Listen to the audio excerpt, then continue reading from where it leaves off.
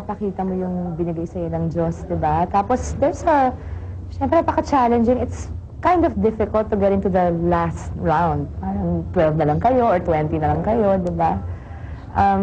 So it's the whole process. I think it's the whole experience that enriches you as a person, adds to your galing as a singer. So pag alam nila yung struggles mo, tapos yung phases na dinaanan mo bago ka makarating doon sa major na contest, tapos pag nanalo ka pa, it touches something, I think, in every human being na parang, go, go, you want to cheer that person on, or you want to root for your manok, di ba? While they're yung in the contest. Because magagaling talaga ang Pinoy kahit saan ka pumunta, sobrang galing ng mga Pilipino. And they want to show how good they are.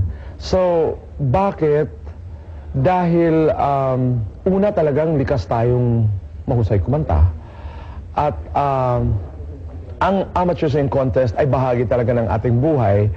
Lalo ng mga katulad namin, halimbawa probinsyano, wala talagang fiesta na walang amateur singing contest. At walang bayan na walang may pambato. Because if you're not used to carrying a shawl at that age, that would really spoil the whole act. And after a couple of seconds, she dropped it. I don't know if it was something that she planned or she was taught to do it, but things were falling into place.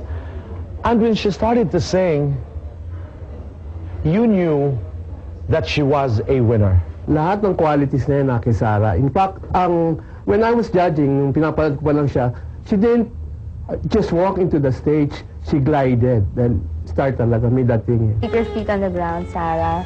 It's really only a beginning. And like all things, when there's a beginning, there's an ending.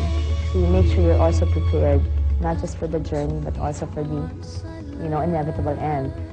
Let's not get annoyed. It's not a sad thing. It means when you're getting there, dapat marami ka nang nagawa. I hope, Sarah, that you will not let fame and success change you, because that is almost always the first thing na tinatanggal ng showbiz sa'yo.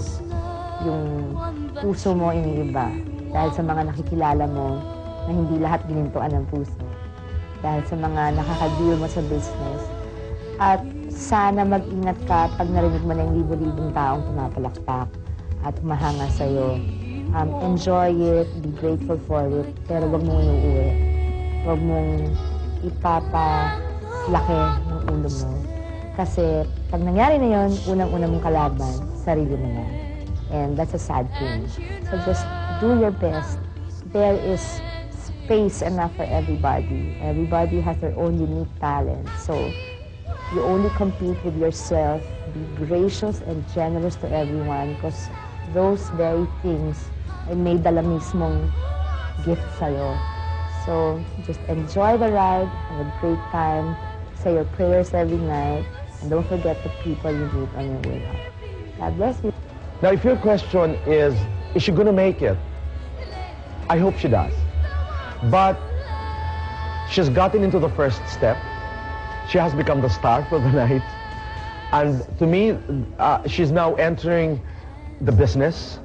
Kumbaga, debut ito. Kumbaga, debutante siyang pumapasok sa industriya.